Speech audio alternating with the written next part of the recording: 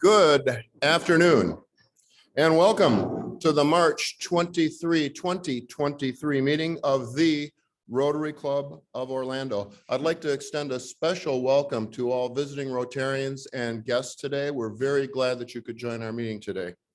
Now allow me to start the meeting with an invocation from past President Richard Harris. Thank you, David. If you would bow your heads with me. Our Heavenly Father, we thank you for this day and this opportunity to come together in friendship and fellowship, to bond and to continue the work that you have provided us. We thank you for the gifts, the gift of friendship, the gift of fellowship, and we thank you for calling us to service.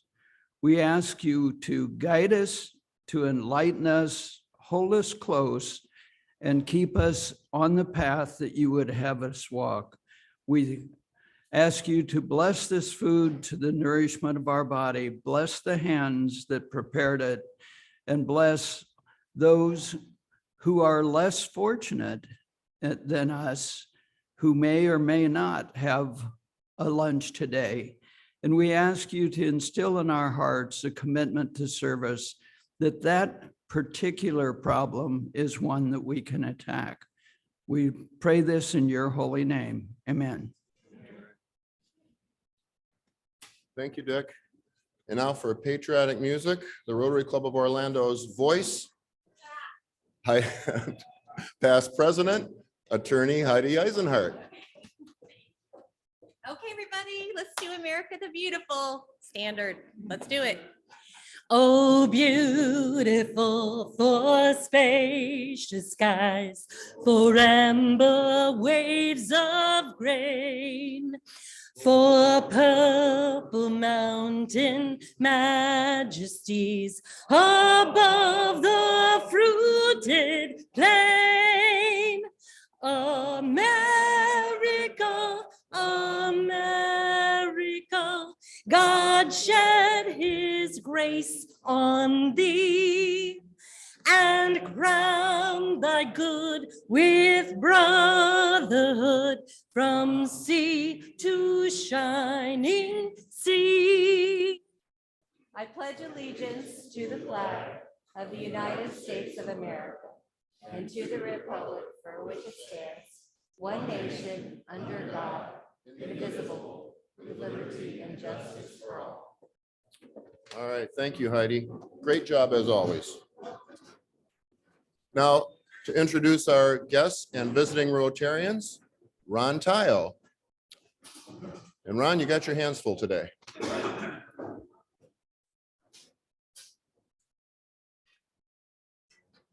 This is going to be fun. We have an international group today. We have 11 guests, one from Italy and one from Canada and 9 from America, I guess. Okay.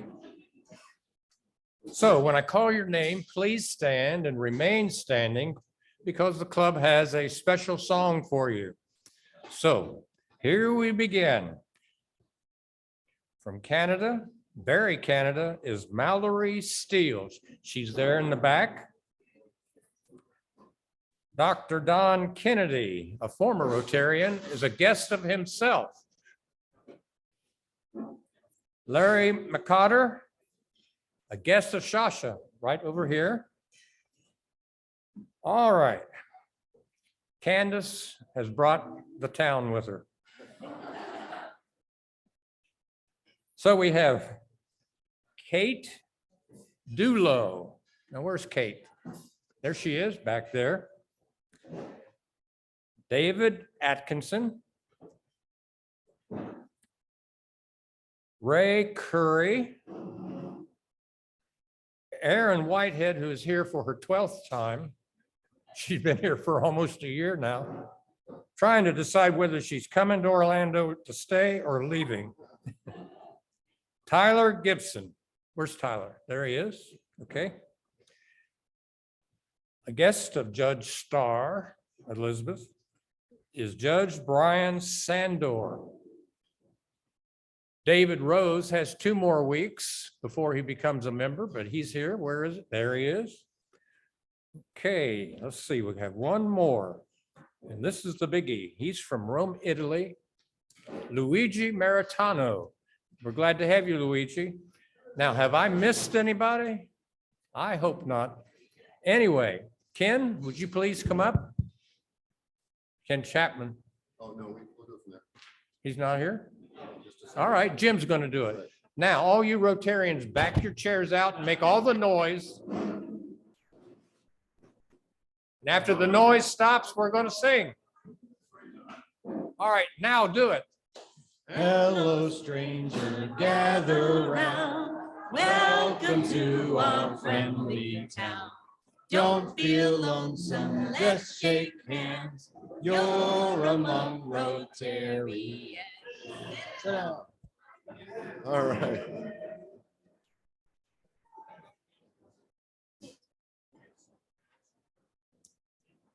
Now, we have a special treat today because as Ron just said, we have a visitor here from Rome. And so I'd like to ask Luigi Martirano to please come up to the podium here, Luigi.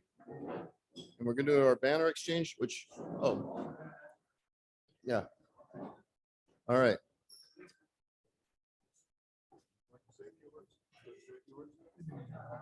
You sure? Okay.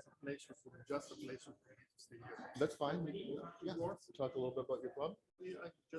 Yeah, just a couple of. Okay, so Luigi is actually from Rome. I'm going to ask Luigi to, he has given us his banner here already. We did a little banner exchange before the meeting started because Luigi is a little pressed for time today. He's got to get back down to Orange County Convention Center for his meeting. But Luigi is a professor for University of Rome, and he's going to just say hello to our club. So Luigi. Okay.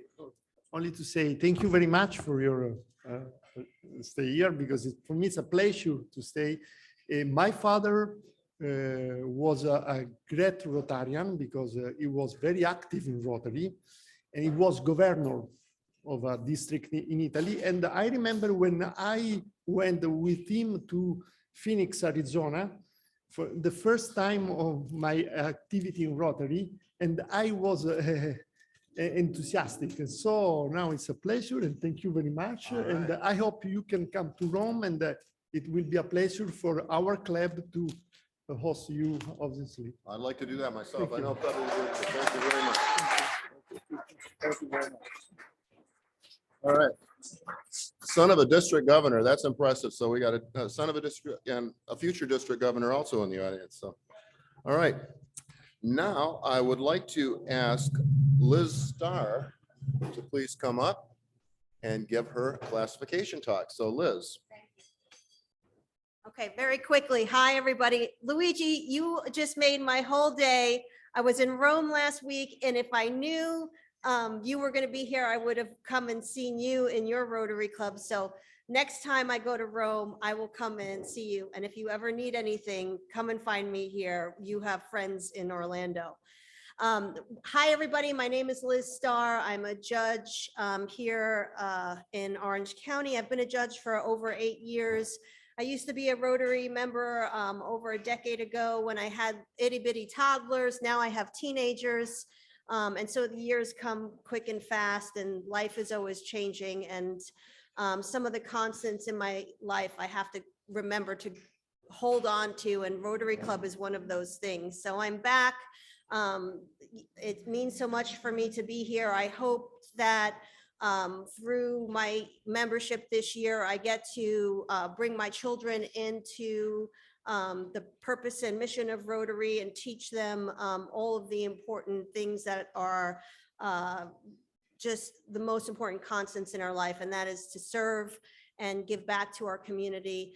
For those of you who don't know me, like I said, I work at the courthouse. I'm a judge, and I've been in public service my entire career, 23 years in public service, starting from a long, long time ago, almost a quarter century ago now. So I'm turning 50 on Monday.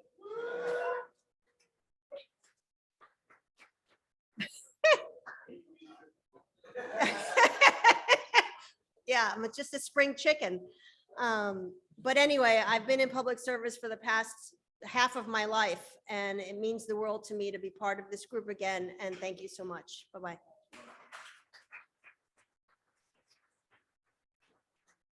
All right, thank you, Liz. Now I would like to ask past President Pat Phillips to come up here. Pat has made a very generous offer to our club, and I'm going to have him give you the details on it. So, Pat? Thank you, David. And good afternoon, Rotarians.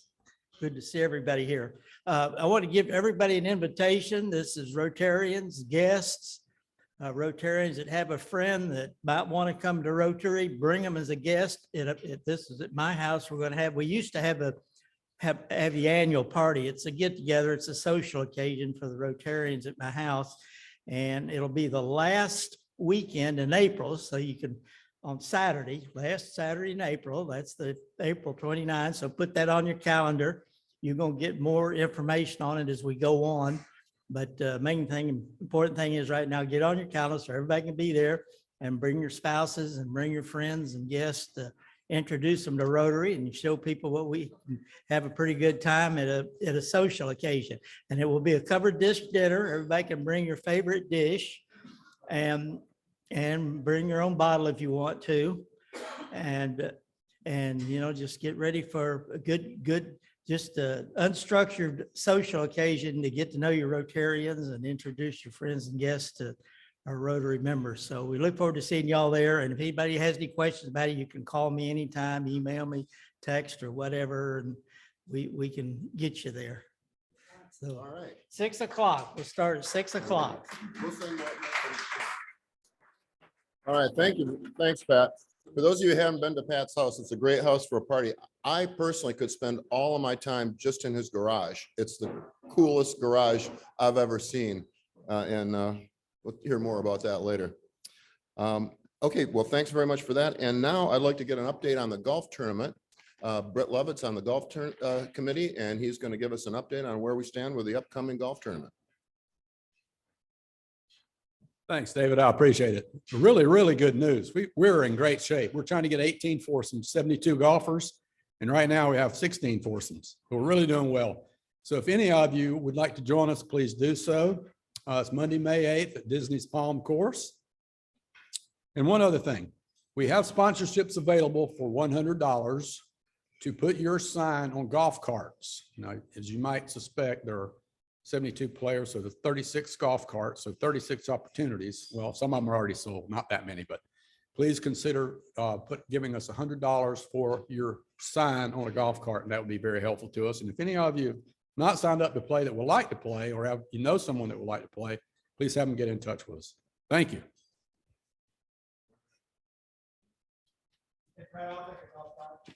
All right, thanks very much. Thanks a lot, Brett. We're looking forward to a very successful golf tournament. The golf committee this year has done a fantastic job putting it all together. Okay, now it is time for Happy Dollars with Calvin Gardner. Calvin. Good afternoon. So I'm happy to be here today. I'm going to start off. I have $2. My daughter, Jamie, which most of you know, she was secretary of the club for a while. And my other daughter just told me they're both having babies within a month apart. So that'll make number 4s for us. So unless there's twins. But today I'm going to do Rotary trivia. So can anybody here name somebody that's on the membership committee for our club? Anybody? It was a trick question. You're all on the membership committee for our club. Get out there and push Rotary. So we got Happy Dollars. Today we're actually going to be supporting the foundation for our club foundation, not the national foundation. So help yourself. If you're happy with anything, let us know. We take heroes. We can convert those. Anybody? All right, so I'm going to do the first trivia then. So does anybody know that this club actually bought a water buffalo one time for a farmer in the Philippines? Anybody know what we named that water buffalo? Bucky. We got it right here, Britt. Winner, winner, chicken dinner. Thank you. Wow, thank you for the quick response. I just had a little talk up there, and I've already gotten Sam, why did I do that? Ken and Chris Whitney to do a golf cart.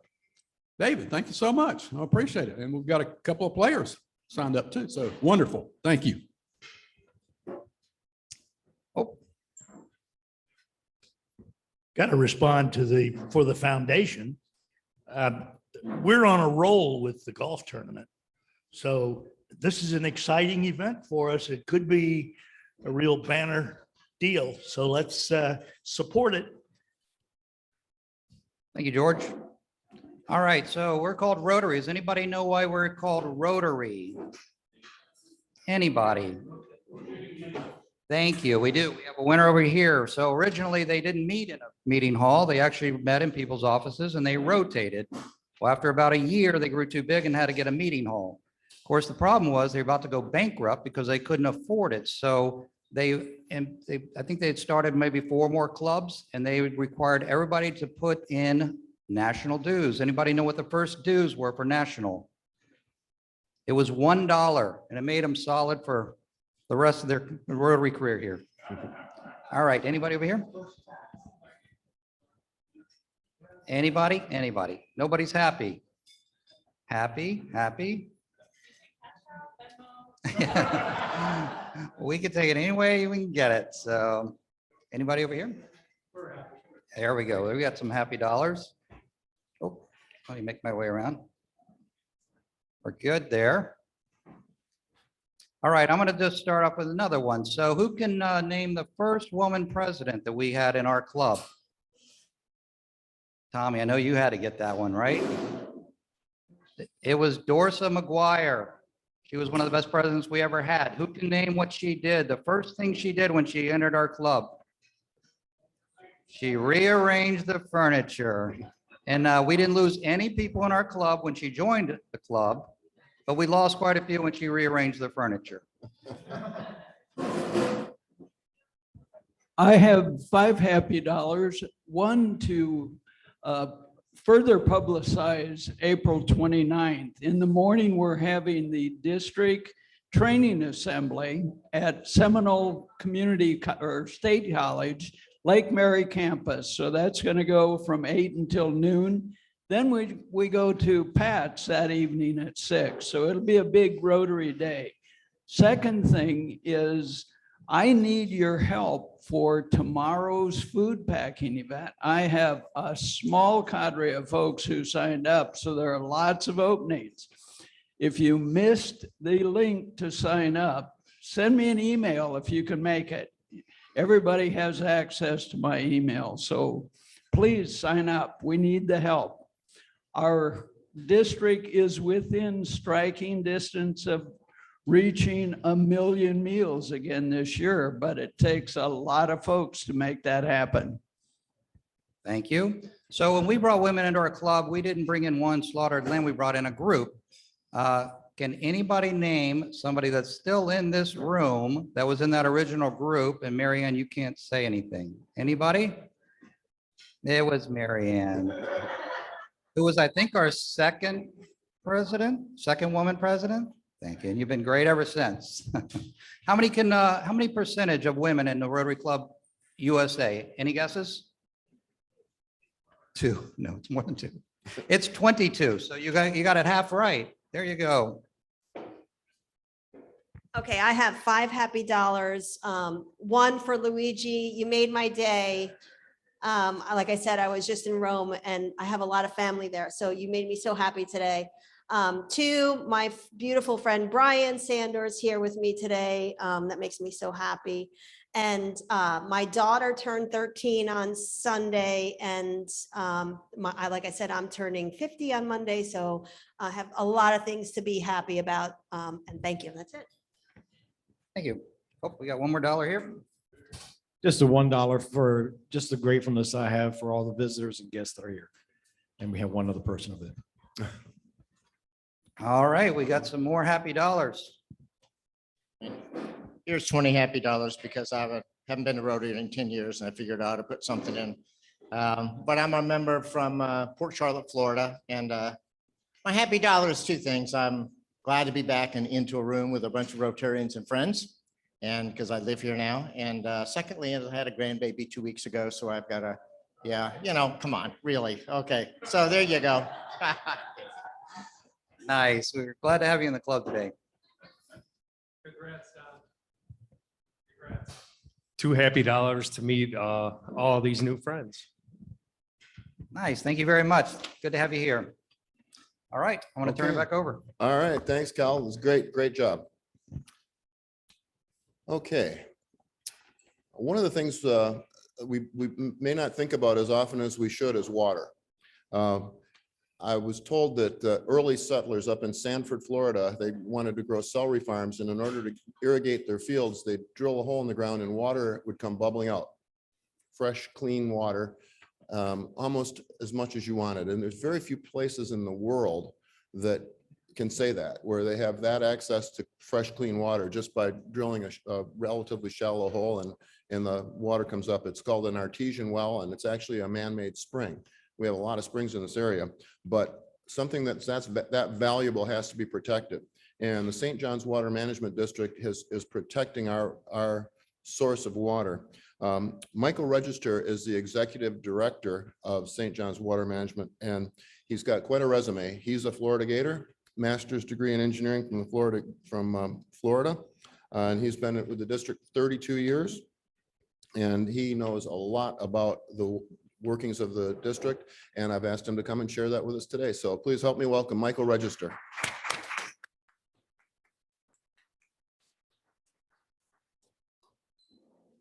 Oh yeah, I'll get that for you.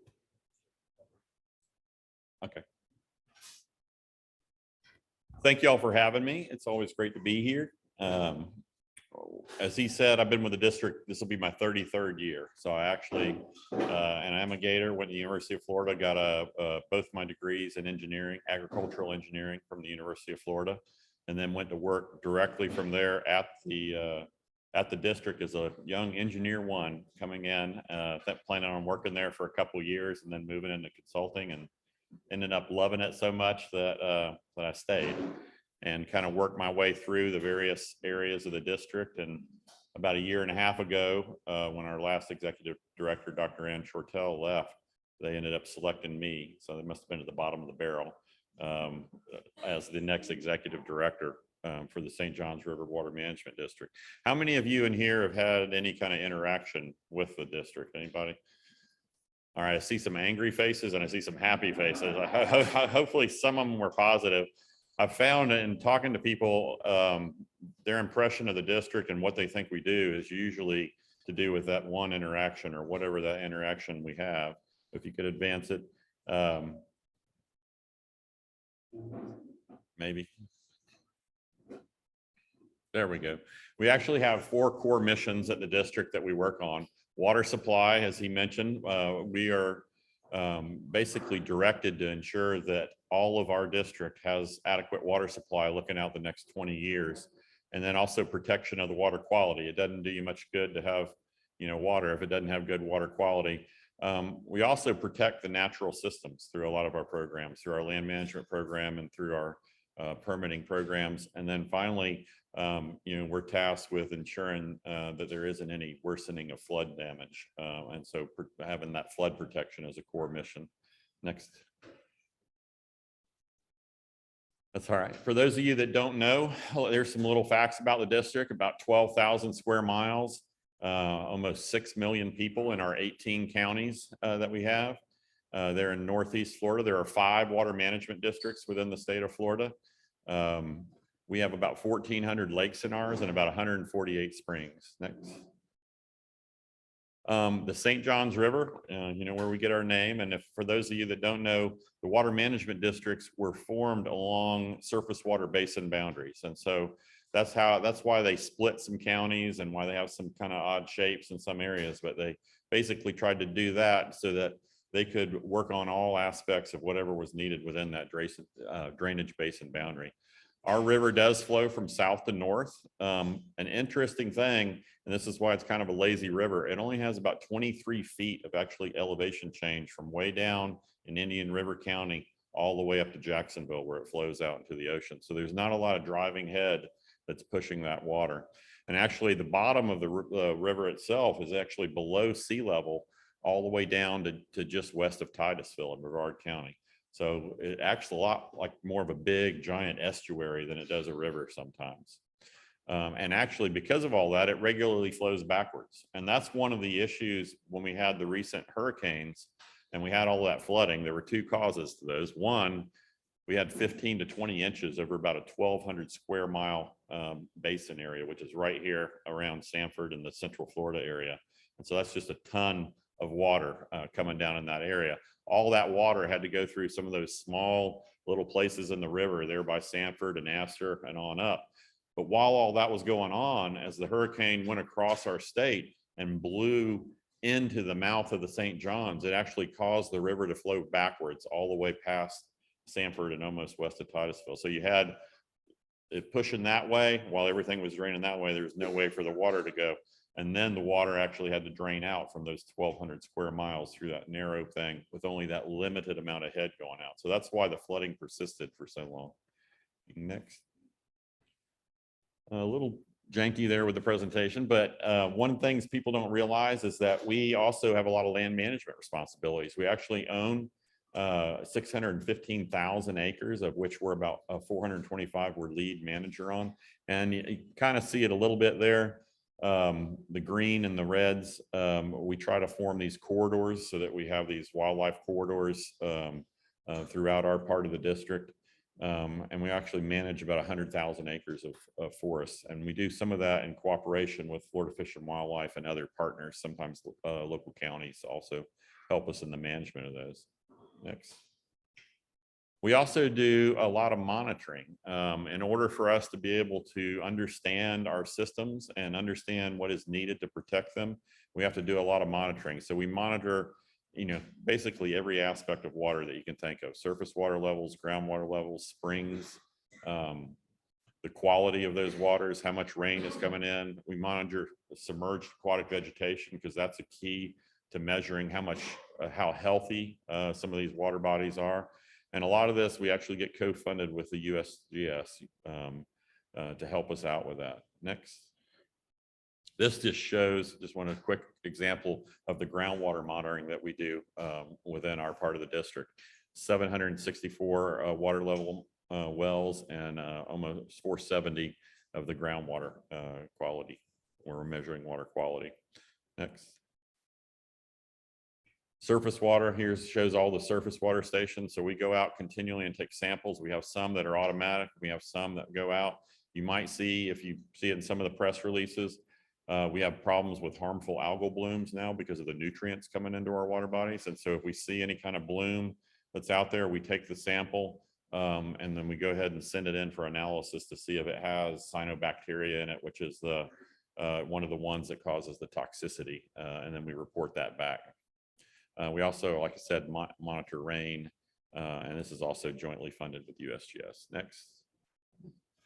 So we don't just use this data ourselves, for our purposes, design purposes, modeling purposes. We also share it with everybody. So it's available at our website, www.sjrwmd.com.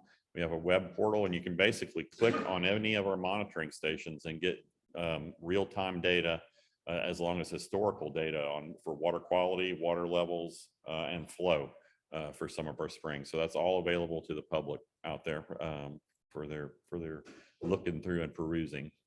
Next. So another aspect of the district, and this is where we do the most touches, the most people probably, is our environmental resource permitting program. And this is something that we share with the Department of Environmental Protection. Anytime anything's going to be built over a few thousand square feet, basically you have to get a permit of some type from the district showing that you're going to take care of the water quality of the runoff and not cause water quality impacts from that, and that you're not going to flood anybody out, because anytime you put impervious surface down, you get more runoff, and that runoff goes downstream. And if everybody does that without holding some back, you're going to just cause flooding issues there. So we take a look at that. And then we also, as part of our natural systems protection, we protect the wetlands. So if you're going to impact wetlands, what are defined as wetlands within the state, you have to show that you're going to do mitigation that basically offsets that wetland function so that there's no net loss of wetland function within that drainage basin. So this is a big part of our permitting program. Next. And this is the number of permits. And you can see the economy has been doing quite well. And we have actually reached record levels to where this year we're actually on track still to possibly break the record we set last year of 3,500 applications for these permits. And these can be anything from a small kangaroo gas station all the way up to 1,000 home subdivision. And so seen a significant increase. We really haven't seen anything slowing down, even though we hear talk of that people are starting to get worried and they're starting to stop with some of their developments. So far, either they're going to go ahead and try to get them permitted, or they're not worried about it because we're still seeing a big increase in that. Next. Consumptive use permitting. So this is our other main aspect of our permitting program. We also do well construction to make sure wells are properly done, but consumptive use permit. So who does need a consumptive use permit? How many of you in the room have a consumptive use permit if you're living within our district? Nobody? Well, actually, all of you do. So all of you have a consumptive use permit. It's a general permit by rule. And what it allows you to do is put in your own household well if you want to, and you can utilize it for household purposes or irrigation purposes, even some small agricultural purposes, as long as it's below one of these thresholds. And that's can't be 6 inches or more in diameter, not more than 100,000 gallons a day. And you can't have the ability to pump over 1 million gallons. If any of those are tripped, then you have to come in and do a full-blown review. So you also have to operate that water use that's below that threshold in conformance with conditions that are designed to conserve water and make a reasonable beneficial use of that water. Next. This is how many permits we have in the district, about 2,600 permits of all various sizes. JEA is probably our largest permit. I think they're permitted at 160 million gallons a day that they're able to do. I think OUC or OC, I'm not sure which one of the Orlando ones is probably second at around 100 million gallons a day. And we've allocated about 1.5 billion gallons. And the breakup there between the colors, if you can't see it, the blue is groundwater and the orangish color there is surface water. So you can see the vast majority of our water comes from the groundwater in the aquifer. Next. Now, people think we just keep issuing these permits, and you get a lot of information in the press, sometimes criticisms that, you're just handing out this water and handing out this water. But if you look at what happened over the last 6 years in 2021, and the trend has actually continued, we've actually taken back about 5 million gallons a day of that. So as people get more efficient, as we implement conservation, as we look for alternative water sources like reclaimed water, we're able to actually back down those allocations. And so, that it's not growing, even though we're getting 1,000 people a day into Florida, the amount that we're allocating for those is actually, going down. Next.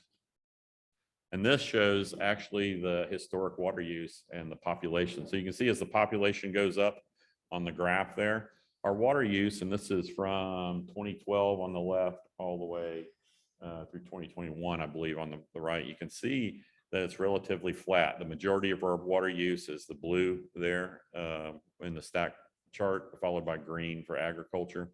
And you can see this is the freshwater use. So thanks to conservation, where we've gotten the amount of water every average person uses on a daily basis has been significantly reduced.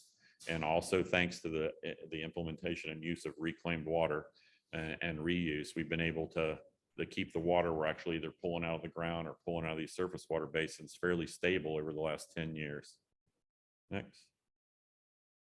And I mentioned water supply planning. One of our statutory obligations that the state gave us is we have to, for our entire district, look out 20 years into the future. And we have to determine, okay, what do we estimate based on population growth, based on industry growth, based on agricultural, what's supposed to do with them? What are going to be those water use demands 20 years out from now? And then we check that with a variety of tools, models, to see what would be the impact of that. And can we sustain that use and still protect the natural environment? And whenever that doesn't happen, and it's actually made the determination in each one of our planning groups that I'll go through, is that our current sources, the Florida aquifer and the surface water sources that we have, are unable to actually meet those demands. And so that part, we make that determination. Then the second part of that is we have to figure out how they're going to be met. So we have to come up with solutions. We can't just be the problem monitor and say, oh, there's a problem.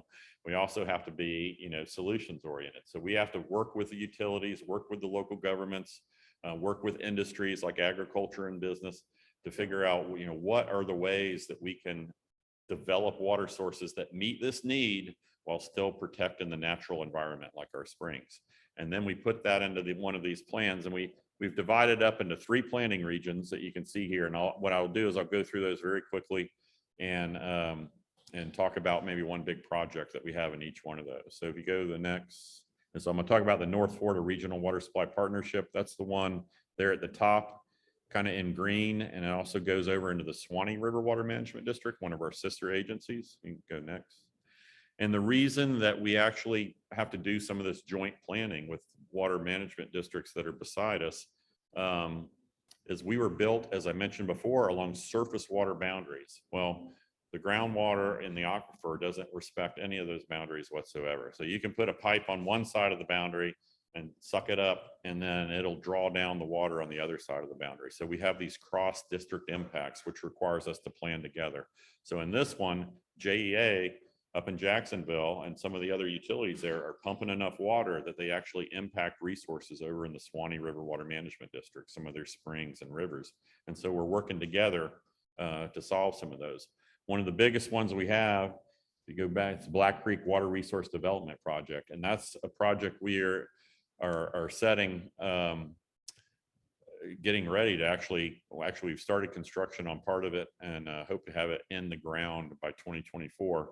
And that's where we're taking to develop this alternative water source by taking water where we have too much, piping it and then infiltrating it into the ground after treatment in an area we have too little. And so it's taking water that would have been lost to tide that's at higher flows than what's required, and we're able to get it back and recharge it. And one of the constraints that we use in our planning process, our environmental constraints, is we set these minimum levels on lakes and streams. And if they're going to be below those minimum levels, we have to have a recovery plan. And that kind of goes into the part about determining whether or not we have enough water.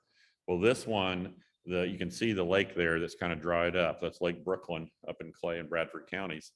In addition to it being impacted by the water use around and not meeting its minimum levels, it also is an area of very high recharge. And so it's the perfect area for us to put the water in and have it augment this lake system and augment the aquifer under it. And it basically solves all of our water constraints, this project, within our side of that water supply planning area. We still have to do some projects to take care of Swanee, but on our side of it, conservation in our ag community in this water resource development project will basically make it so we don't have constraints over the next 20 years in our section of the district. Next. Go to the Central Springs East Coast. That's one more layer down, and that's where we kind of have all our springs. You can go to the next one if you want. There's 148 springs within our district. 8 of them were designated as outstanding Florida springs by the Florida legislature, which gave them extra protection. Some of them are down here in the Orlando planning area, which is the next planning area down. We had to do minimum levels, flows and levels for each of those springs, and those were pretty much the constraint. Go ahead, next one. Silver Springs was one of the ones that was projected to not meet that level as we looked out into the future. And so what we did, and this is where we got a lot of backlash from the environmental community saying we weren't protective enough of the spring. But you can see we're basically 98.8% of the stream habitats protected, 99% of critical velocities. So it was a very stringent MFL that was set there at Silver Springs. You can go to the next one. We also had to put in regulatory measures that basically limited pumping to whatever their 2024 demand was, because that's when it was going to tip the balance and start to have it where it didn't meet its levels. So until we got those projects in, we had to have that as a backstop to make sure that it didn't have that. Go ahead and next one. So we did do projects. We did the Ocala Wetland Recharge Park. And one of those is where we can take stormwater, reclaimed water, treat it to a level and pass it through a nice wetland park that they've turned into a really nice amenity. They're very, very near the spring shed. and then it recharges in the ground and basically is solving that MFL for the future there. Go ahead. Another tactic that we do, sometimes where you pull it out matters. And so there are various aquifer levels. There's the Floridan, upper Floridan aquifer that's confined with clay layers above and below it. And then below that, there's a lower Floridan. So if you pull from that, you have less impact on those surface water bodies.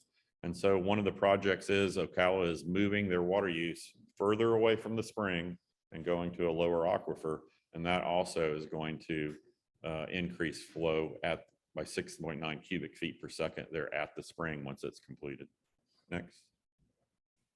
The last water supply planning region I'll talk about is the one we're standing in now. It's the Central Florida Water Initiative area.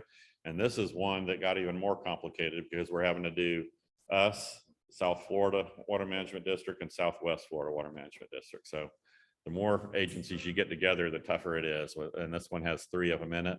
You can go to the next one.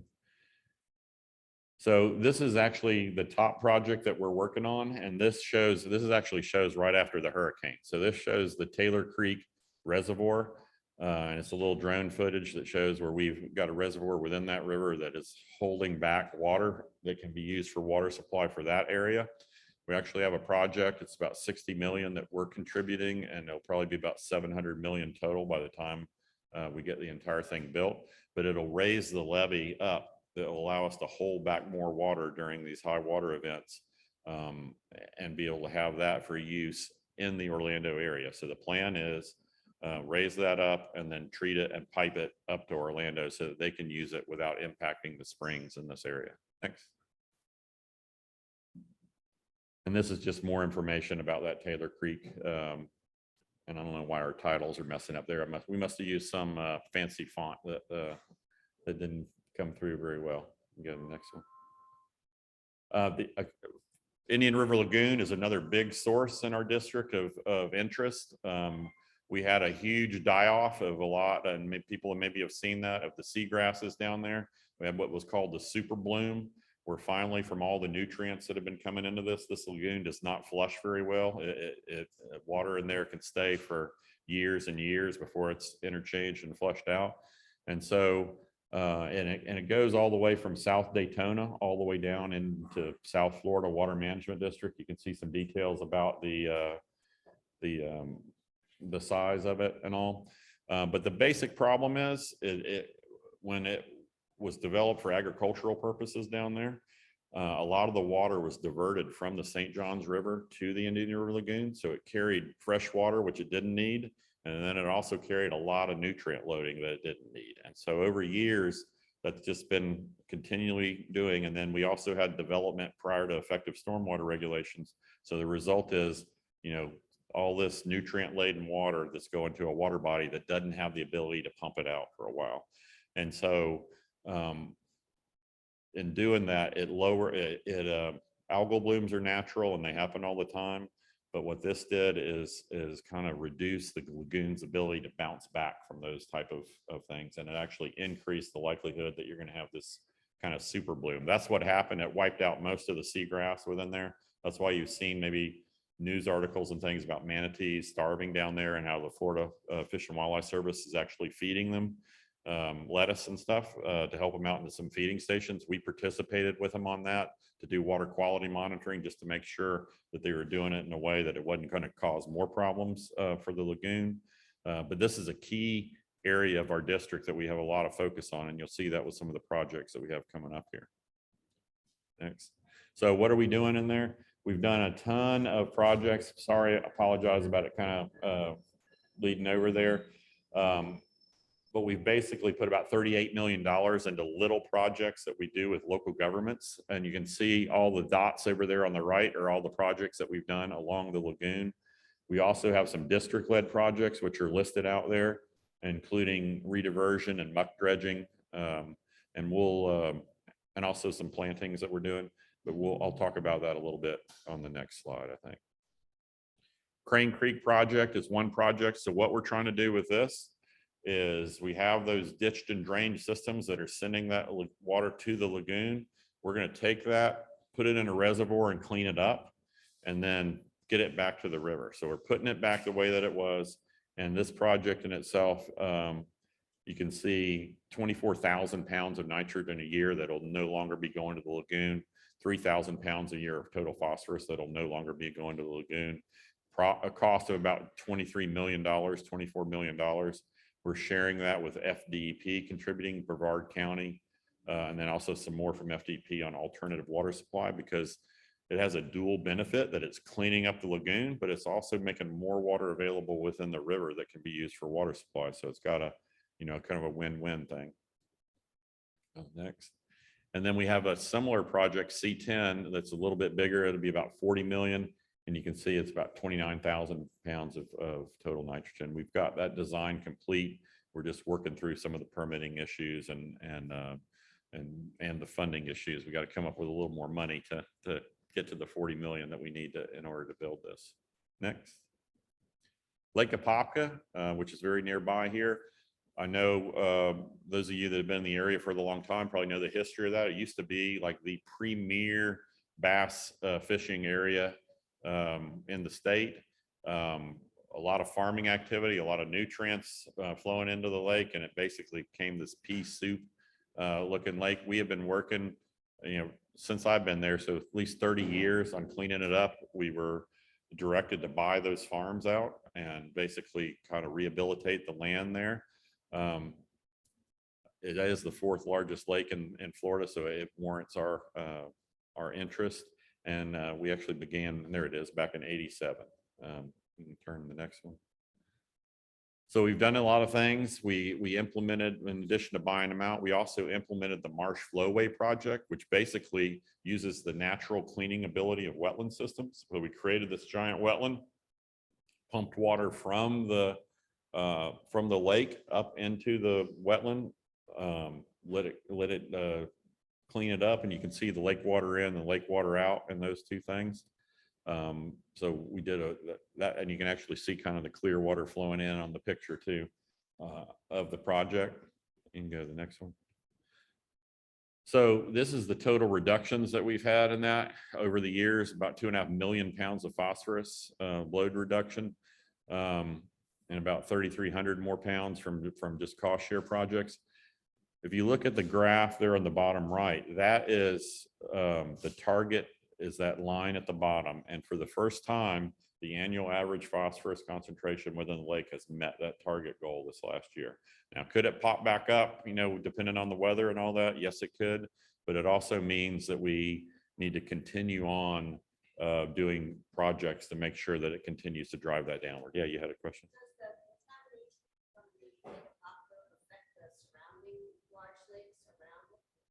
No, you mean the contamination as far as the nutrient pollution in it. So cleaning that up, anytime you clean up something upstream, you help the downstream. They weren't quite as impacted because there's a lot of ability of absorptive ability within the lake and within some of the systems as it discharges to the north. But anything we do here to clean up also helps things downstream. Next. This just shows some of the things that were going on out there. I don't know if any of y'all have been out to the North Shore. They have a wildlife drive there that you can go on the weekends and drive through and see a lot of the area. It's become one of the premier birding areas within the state or the nation. And we've got about 369 species that are known to utilize the Apopka North Shore. Last year, I think we had about 200,000 visitors or so that drive through that area. So it's a big economic driver that has turned in, a problem area into, something that is a tourism destination now. And you can see the big bass we're catching out there now. Next.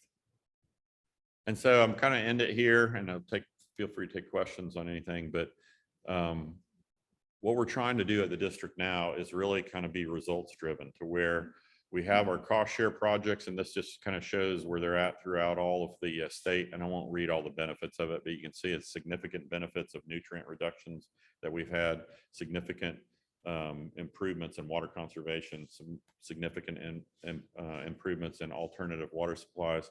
And so we have that program, but we're also working with the legislature, working with the governor's office. We're so pleased, with his executive order where he's dedicated $100 million towards solving some of the Indian River Lagoon issues. So we're looking forward to that. And we're working right now on what projects can be done to utilize the funding that is anticipated to come from the legislature and the governor's office in order to do that. So we want to be, prepared. We know what the issues are, kind of have a good feel for that.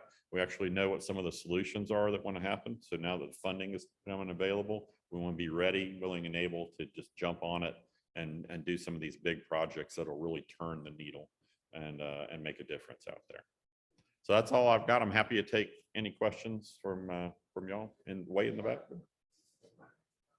Oh, you got the microphone, so you're in Is charge. it on? I'll There let we go. you, So first of all, I'd like to, we're the university or the Rotary Club of Orlando. And I just want to commend you on attending and getting your degree from the best university in the country. I have the microphone, so I'm going to say my first one. I'm going to stick with the Rotary. Anyways, information from Rotary. We actually had a Rotarian meeting about 25 years ago where we had a judge, or he was the district, nope, he was the governor. He was the governor, Claude Kirk. That's who came and spoke. He came and spoke to our club, and he talked about these 5 or 6 wells that were offshore. And he said, if we tapped into any one of those and just took 10%, we could supply all the water in the state of Florida. It was 25 years ago, and I still don't hear anybody talking about that. But I think, you would solve like half the problems of St. John's River water management if they so did that. he actually came to our board meeting a while back and was talking about actually applying for a consumptive use permit with a business venture about trying to get that and pipe it in to get that. All of that water comes, from our area, through the springs and the things where it's expressing itself. And they actually looked into it and determined that from a cost effectiveness standpoint, there were other ways of developing alternative water supplies and developing others that were cheaper and less impactful than trying to go to the offshore boils, that are occurring off there. Wouldn't it would solve the saltwater intrusion, it would solve the St. John's backing up and all those things. It solves so many problems. And there's no eminent domain. They could run the lines down the coast. It just, to me, it doesn't make sense, but it was pretty amazing that he was doing that 25 years ago and he's still stumping it, which I'm happy to hear. Yep. So here we go. Tommy, what you got? Michael, thanks for coming. I'm retired from OUC and we get our water from the lower Floridian. But what bothered me a few years ago and recently was hearing about out-of-state companies coming and pumping our spring water and bottling it and selling it all over the country, sending it north on semis. So I was at a grocery store not long ago and I looked at the bottled water and sure enough, it was bottled in the the St. John's district near Silver Springs, and they were shipping it all over the country. Is that just a drop in the bucket compared to the water we have, or limiting those permits? Could that save us some of this consumptive water? So it is a drop in the bucket, so to speak. It's a very small percentage of water use. I think less than 1% of water use within our district. And, it's kind of interesting. It tends to have a very visceral response to, bottling water and then shipping it somewhere. But they don't complain about the Anheuser-Busch, one that's bottling beer, which is a lot of water in that beer, and they're shipping that all over the place. And the same thing with Coca-Cola and Pepsi. So I've always kind of found it interesting, to just kind of watch, Pepsi's okay, beer is okay, Diet Coke and all that's okay. But God forbid you just do the water with nothing else, then we're all upset about it. And so it's kind of like, you look at it like any other industry, agricultural industries, there's a lot of water in those ag crops. And so they take it up and that's shipped out. Are we going to start looking at, the cabbages that go out from the areas and determine how much water is going out of state? And so what we've actually thought about doing is trying to, because some does actually import into the state too, from other areas, and doing a balance, to kind of see from just the water it'd be interesting fact to see just from that. But, Gatorade, Powerade, all those kind of things that are manufactured, everybody gets really worked up about the bottled water, but it is a very small percentage of the water use within our district. Several years ago, Henry Swanson, who was our local district agricultural expert, said that if you drew a line around the world, Florida's in a desert area, and the biggest problem with Florida is growth based on people coming in. Is there a finite amount of water that will determine how many people can move into Florida and how much water you can take out of the aquifer?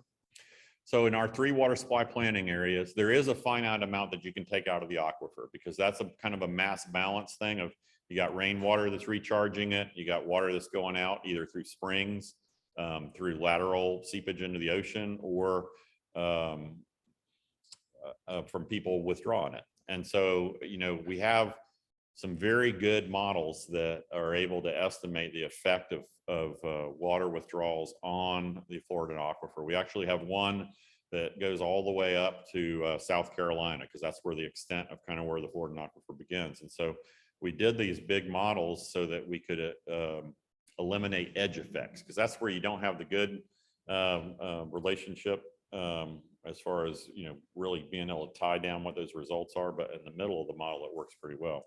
So yes, Florida aquifer, we are getting close to basically reaching what is that sustainable limit. There are some areas, like I said, it's very location dependent. There are still some areas where you can get additional water without it impacting the resources.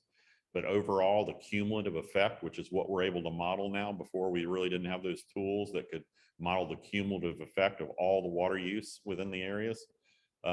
We're realizing the conclusion that that one's about tapped out. We're still, the lower Floridan still has some ability, to get some from that. We really haven't tapped into our surface water capabilities at all. I mean, they're very little, and that's where something other people's in the country, would probably look at us and say, oh, you got this giant river going by and you're not pulling any more out of it. How are you dealing with that? We would be in trouble if it weren't for us being a peninsula and having the ocean effects to get where those meet and cause thunderstorms and all that. If you look anywhere across the line, we're in desert areas and other places of the world. But because of the proximity to the coast, and because of the amount of rainfall and all that we get, I don't anticipate us running out of water, even with a great population growth. I would anticipate it becoming more expensive to produce that water, but not running out at all anytime soon. Staying with the aquifer and the 25 years ago, it's an old club, what can I tell you? The 25 years ago, everything we were hearing was the aquifer was going down, saltwater intrusion coming into Brevard County. And as a result, a lot of taxes were increased. A lot of new restrictions were put on buildings such as retention ponds, et cetera, with the intention of saving the aquifer and pulling the aquifer level back up. So my question is, how successful has all of those, we've spent billions of dollars on that. Literally, we have no idea how much. How successful has that program been? So I think those programs have been very successful. And you can see that, and it's not just the programs of trying to, make the resource more resilient somewhat, through getting more recharge into it and getting back some of that water and maybe capturing more that would have run out to sea, but also conservation. I mean, every gallon that you don't use is a gallon you don't have to pump out of the ground. And so that and the incredible increase in reclaimed water for use for irrigation purposes and other things like that, that's what's allowed us, even with that, couple million people population increase over the years, to keep the water use fairly flat of what we're pulling out. And so that's one of the reasons why, what they were saying then about we're close to running out of water is the same thing we're saying now, that we're close to running out of water from the aquifer, because the water use has been fairly flat, and we found ways to make that water pie bigger by recharging it through some of the projects like you're talking about. But we are still, it's not, like I said, we're not running out of water. We are running out of the incredibly cheap water of being able to just put a straw in the ground and draw it out and use it right away without any kind of treatment. So we are getting past those days, but the idea that we're not going to have water to meet our growth demands is just not something that I anticipate happening. We've already got it planned out already 20 years in the future with these population growths, and have projects in place that can meet that. And then there's always desal on the coast, if they have to go to that more expensive route. But right now, that's not even something that's really in our water supply plans because it's not necessary at this point. Mike, thank you for your presentation. And a quick question, with conservation being necessary for all of us, and the applications of fertilizer and pesticides to our area, has there been any discussion in regards to the laws that are already in effect from like the no fertilization between June and September? Has that been pushed on to the producers to put it on the bags of fertilizer that you get at Home Depot and Lowe's? So that part's kind of covered by the Florida Department of Ag and Consumer Services and DEP, that water quality of that part. What I will say is, whatever you put on the ground with the right rainstorm can end up in a water body or end up in the aquifer. And so what we want to do is plant plants that don't require a lot of fertilizer, minimize that fertilizer use. And the big thing is make sure you actually need it, because a lot of these areas get reclaimed water. It already has nutrients in it in a lot of cases. They've already done that, even though they're working to reduce that in a lot of areas. And so a lot of times we get that, and then people throw nutrients on top of that. With DACs and some of the agricultural programs, it requires a soil test that shows you what the needs are, what the soil has, what the needs of the crop are before you put out fertilizer. And people could be a lot, more conscientious about what they put on their ground, for these yards that they're doing. Thank you.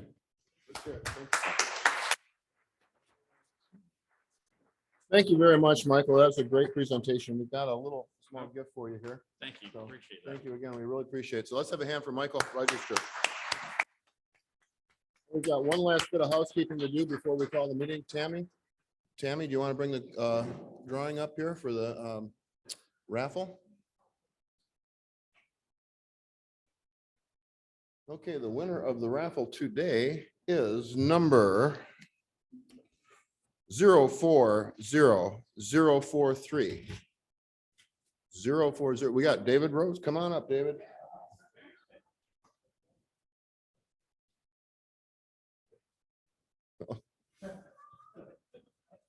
Okay, we're looking for the Queen of Spades.